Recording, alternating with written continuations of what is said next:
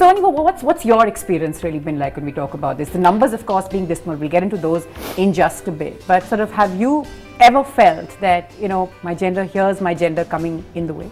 I met a lot of those people as well who said, you know, well, why don't you sell soap? Like, really, I was starting a BPO. They said, why don't you sell soap, like handmade soap? So I said, well, more power to me with that, because, you know, I get strength from proving you wrong now.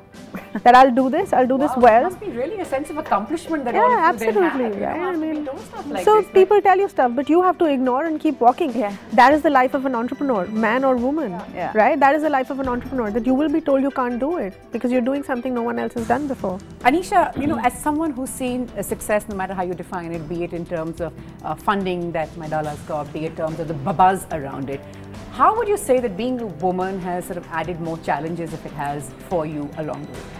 You know, I was telling them a story before this. So I actually started raising about 6 years ago, right? So, and I was very pregnant. I was 8 months pregnant. So I was really, you really out of chose your time.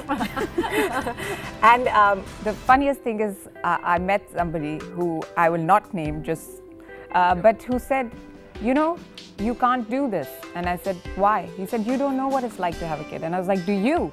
Because, you know, clearly this is a man. And he was like, well, my wife does, and I can tell you, you can't do this.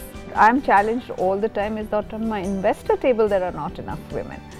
And I think that evolution of women entrepreneurs building companies, exiting and then going into angel investing is still to happen. Right. And I think that is something that sort of keeps me thinking that how do I create more gender parity on the investor table, because then I think we have a much better mix of diligence and mentoring that we can give to men or women entrepreneurs.